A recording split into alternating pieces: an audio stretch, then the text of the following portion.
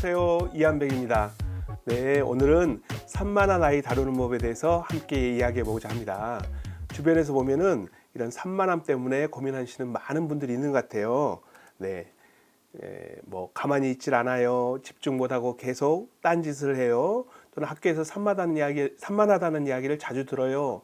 이런 이야기들을 듣거나 또는 이런 문제를 고민하시는 부모님들이 많으신 것 같아요.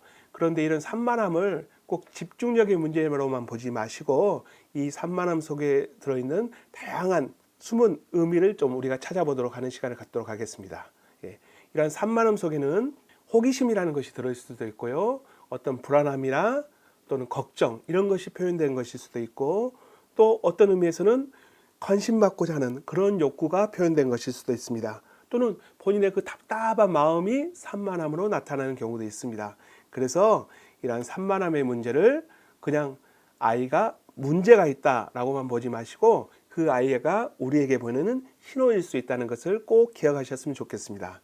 그럼 다음은 산만함의 다양한 모습을 한번 살펴보도록 하겠습니다.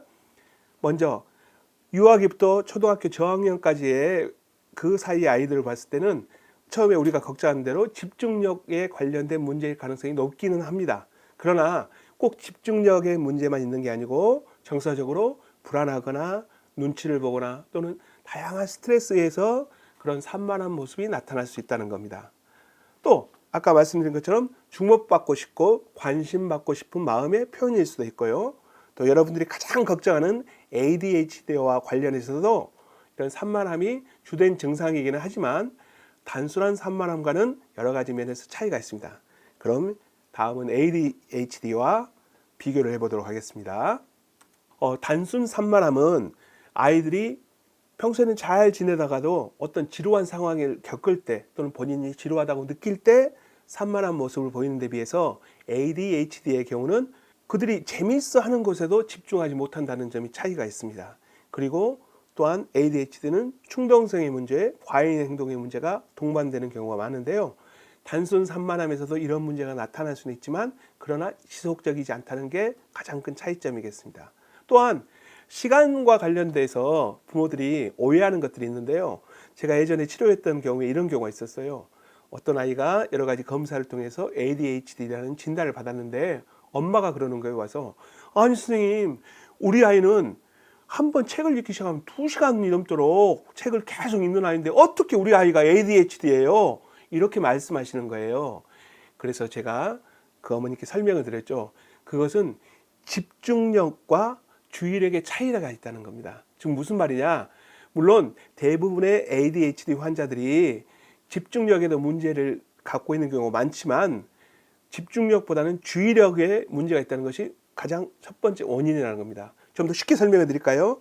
집중력과 주의력은 어떤 차이가 있느냐? 주의력을 예를 들어서 우리가 농구를 가지고 설명할게요. 농구에서 우리가 농구를 합니다. 농구를 하는데 농구공을 가지고 드리블을 하다가 패스를 해야 될 때는 뭐가 필요할까요? 주의력이 필요할까요? 집중력이 필요할까요? 네, 여기서는 주의력이 필요합니다. 누군가에게 패스를 해야 될지. 그렇다면 자유투를 우리가 프리드로를 하는 자유투 슛을 쏠 때는 어떤 게 필요할까요? 그때는 주변을 고려하지 않고 오로지 링 안에 공을 넣는 것 거기에만 집중을 하면 되기 때문에 이때 필요한 것은 집중력입니다. 그래서 부모님들이 오해하는 것이 집중력이 좋은 경우가 간혹 ADHD 중에도 있기 때문에 그런 아이들은 ADHD 진단을 오히려 더 놓치기 쉽다는 거죠. 그래서 이 ADHD 아이들은 이런 시간과 순서에 대한 인식이 약하기 때문에 자기가 재미있다 보면은 다음 단계로 넘어가야 되고 이제는 이 일을 그만둬야 됨에도 아이 엄마 계속 할래. 엄마 나 이게 좋아. 이런 식으로 버티는 경우가 많다는 겁니다. 네. 그리고 ADHD는 요즘 최근 논문들에 하면 뇌 기능 손상과도 많은 관련성이 있는 것으로 이야기가 되고 있습니다. 다음은 우리가 이제 단순 산만함, 즉 그냥 병적이진 않지만 산만한 아이의 하루를 한번 우리가 예시로 보겠습니다. 책을 읽거나 숙제를 하다가 갑자기 그냥 나 하기 싫어 하고 뛰쳐나가는 이런 경우가 있습니다. 그런데 이런 아이들은 책은 재미없고 지루하고 숙제는 답답하고 그러다 보니까 또 몸은 근질근질하고 그래서 에너지 쓸 곳이 없어서 뛰쳐나가는 겁니다. 이런 아이들에게 중요한 것은 신체 활동의 기회를 주는 것이 중요합니다. 무조건 공부만 계속 시키는 게 중요하지 않고요. 신체 활동의 기회와 함께 저하된 흥미가 합쳐져서 산만한 행동으로 나타나는 겁니다. 이해되셨죠? 다음은 이들의 마음을 한번 살펴볼까요? 드러나는 행동은 산만함이지만 아까 말씀드린 것처럼 그 내면에는 불안해서 답답하고 복잡한 마음이 드러난 것이 있고 또는 산만함이 자꾸 지적받다 보니까 더 화가 나고 그러한 화를 감추지 못해서 나타나는 증상일 수도 있고요. 주목받고 싶은 마음도 있다고 그랬죠. 그럼 이것을 어떻게 하면 좋으냐? 감정 언어로 풀어주는 것이 가장 중요합니다. 무슨 말이냐? 너 지금 화가 났구나.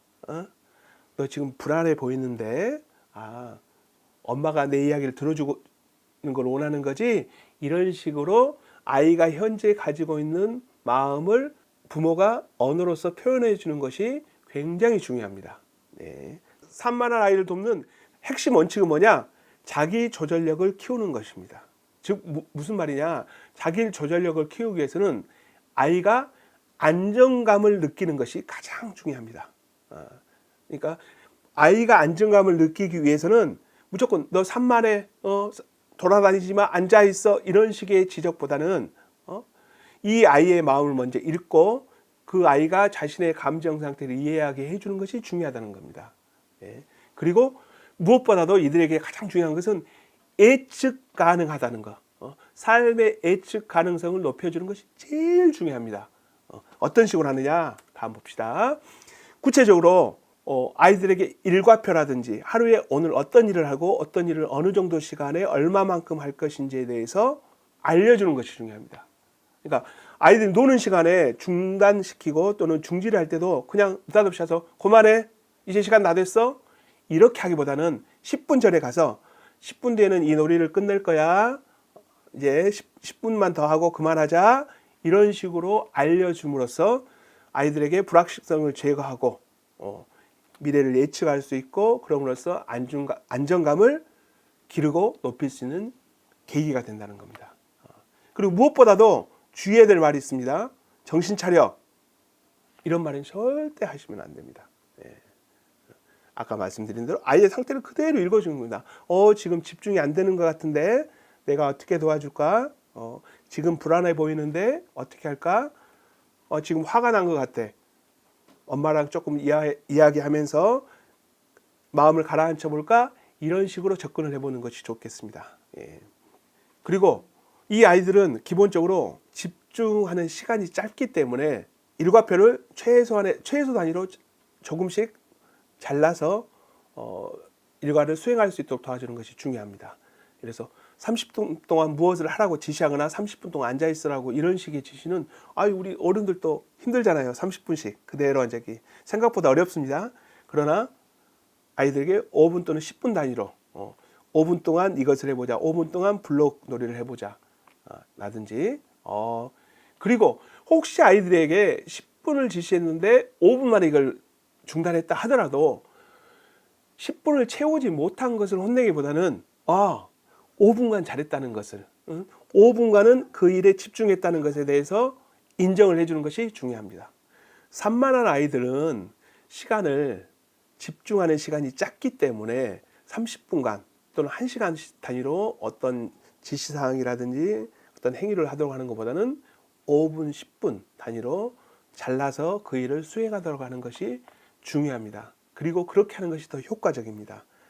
예를 들어서 우리 어른들에게도 30분 동안 그대로 가만히 앉아 있으라든지 어떤 일을 단순 업무를 시켰을 때 생각보다 쉽지 않거든요. 하물며 아이들은 어떻겠습니까? 그런 아이들에게는 5분, 10분 단위로 업무를 수행하도록 하고 그 결과를 아이들이 그 결과물을 직접 느낄 수 있도록 해주는 게 중요한데, 예를 들어서 어떤 놀이를 10분을 하기로 했다고 합시다. 블록 놀이 10분을 하기로 했는데 5분 만에 중단했어요. 그럼 대부분의 부모님들은 왜 10분 동안 그것도 못 채우고 10분도 못 참고 하냐고 그렇게 질타하는 경우가 많거든요. 물론 저도 그랬던 것 같아요. 저도 그랬던 것 같긴 한데 이때 중요한 것은 채우지 못한 10분에 대한 이야기보다는 아이가 5분간 또는 7분간 집중했던 그 시간에 대한 칭찬을 먼저 해주는 겁니다. 오늘은 5분간은 정말 엄마가 보기에도 집중을 잘했던 것 같아. 다음 시간에는 다음번에 할 때는 우리 한번 10분 한번 채워보자. 이런 식으로 하고 다음 단계로 넘어가는 것이 좋을 것 같아요. 그리고 이런 아이들의 대부분은 활동적인 아이들이 많습니다. 그렇기 때문에 꼭 활동적인, 즉 신체 활동이 포함시킨 프로그램을 짜도록 하고 하루 일과표에도 그런 걸 넣어주는 게 중요하고요. 그런 식으로 충분한 시간을 활동함으로써 그런 에너지를 조금 톤 다운해서 다음 단계로 넘어갈 수 있도록 해주는 것도 중요합니다. 다음은 거듭 말씀드리지만 이런 아이들에게는 안정감, 정서적인 안정감을 심어주는 것들이 중요한데 아까도 말씀드렸죠. 왜 이렇게 산만해? 왜 이렇게 정신사납게 굴어? 이런 식의 표현을 하는 것은 절대 금물입니다. 늘 이 아이들에 접근할 때 이 아이가 지금 어떤 마음일까? 어떤 감정일까? 어떤 마음으로 이런 행동을 할까? 이런 식으로 바라보고 접근하는 것이 중요합니다.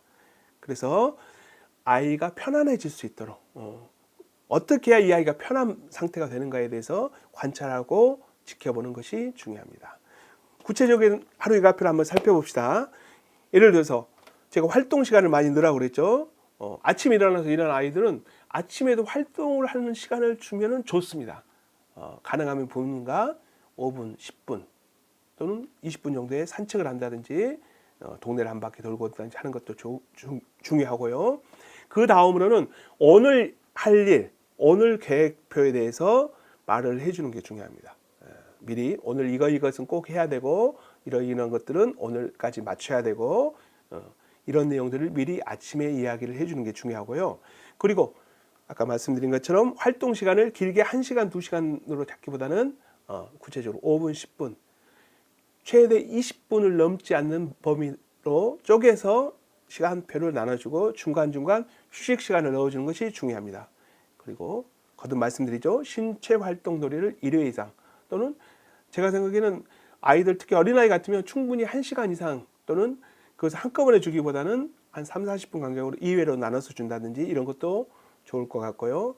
마지막은 꼭 잠들기 전에 오늘 하루 있었던 일들을 이야기하면서 이러이러한 점은 잘 된 것 같아. 이러이러한 점은 조금 부족한데 내일은 더 잘해보자 이런 식으로 오늘 일과 중에서 잘된 것, 아이가 잘했던 것에 집중해서 이야기를 하시는 게 중요합니다. 잘못했던 것을 지적하는 시간이 절대 아닙니다. 그런데 꼭 이렇게 잠들기 전에 하루 일과를 아이하고 이야기해 보라고 하면 대부분의 부모님들은 아이의 잘못을 지적질하는 시간을 갖는 경우가 많아요. 절대 그건 아닙니다. 오늘 아이가 한 10가지 중에서 잘한 게 3가지고 잘못한 게 7가지를 하더라도 잘못한 7가지에 대해서는 가능한 이야기하지 마시고 잘한 3가지에 대해서 집중적으로 이야기하고 칭찬해주고 격려해주는 시간을 갖는 것이 중요합니다. 그렇게 해서 다음으로 아침, 낮, 저녁으로 또 시간을 나눠서 보자면 아침에 세수하고 아침 먹고 독서 시간은 잠깐 갖는다든지 또 과제하고 간식 블록놀이 이런 식으로 한번 프로그램 짜는 것도 좋은 방법일 것 같습니다. 다시 한번 부모가 하지 말아야 될과 해야 될 말을 구별해서 알려드리겠습니다. 왜 이렇게 집중 못해? 왜 이렇게 산만해? 이런 말은 절대 안 된다고 제가 말씀드렸죠. 지금 힘든 것 같은데 지금 힘들어 보이는데 엄마랑 이야기해 볼까? 지금 뭐 걱정거리가 있는 것 같은데 뭐가 걱정되는 거야? 지금 불안해 보이는데 이런 식으로 아이의 감정에 대해서 이야기해 주는 것이 중요합니다. 또 말씀드렸죠? 왜 산만하게 이런 말 하지 마라 그랬죠? 지금은 어떤 놀이가 집중이 될 때가 지금 뭘 하고 싶어? 지금 뭘 하면 좋을까? 해서 아이에게 선택권을 주는 것도 좋은 방법입니다. 그렇기 때문에 이제 아이가 산만함에 대해서 좀 더 구체적으로 다양한 층위가 있다고 말씀드렸는데 우리 아이의 산만함은 주의 산만, 즉 우리가 흔히 말하는 일반적으로 말하는 산만하고 딴짓하는 그런 행동인 것인지 아니면 어떤 충동성을 참지 못해서 어떤 지시를 기다리지 못하고 다음 단계로 넘어가는 그 잠깐을 참지 못하는 것인지 아니면 불안 때문인지 이런 다양한 요인에 따라서 접근법도 조금은 달라져야 될 것 같습니다. 제가 처음에 이야기 드렸죠. 산만함은 아이의 문제가 아니라 우리에게 보내는 신호일 수 있다는 것. 어떤 관심의 표현일 수도 있고 호기심의 표현일 수도 있고 답답함, 불안, 분노 이런 다양한 마음의 신호일 수 있다는 겁니다. 그래서 왜 저럴까 이런 마음보다는 지금 무슨 말을 하고 싶어서 저러는 걸까, 무슨 말을 저렇게 몸으로 표현하는 걸까, 이런 식으로 바라보는 생각의 전환이 중요하다고 하겠습니다.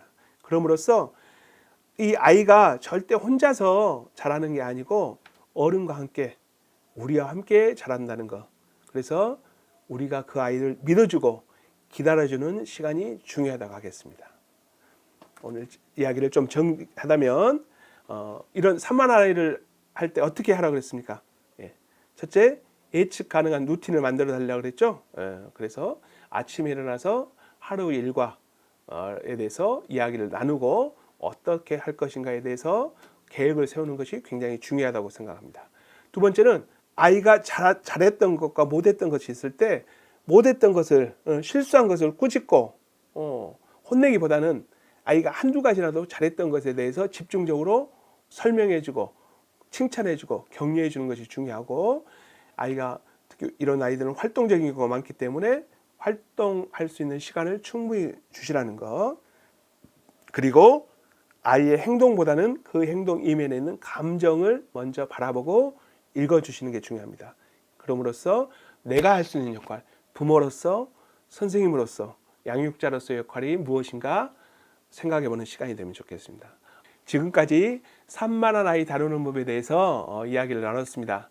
거듭 말씀드리지만 산만한 아이를 우리가 만났을 때 제일 첫 번째 중요한 게 그 아이의 행동에 집중하는 게 아니고 그 산만함 속에 숨어 있는 그 아이의 감정, 호기심이라든지 불안이라든지 분노라든지 이런 마음을 읽어내는 것이 중요하다고 봅니다. 그럼으로써 그 마음을 잘 읽고 어떻게 하면 이 문제를 해결할 수 있을 것인가로 넘어가는데, 제가 몇 가지 말씀드렸던 것처럼 루틴을 강조하고 그들에게 안정감을 심어주는 것이 가장 중요하다는 것입니다. 이상으로 산만한 아이 다루는 법에 대한 이야기를 마치도록 하겠습니다.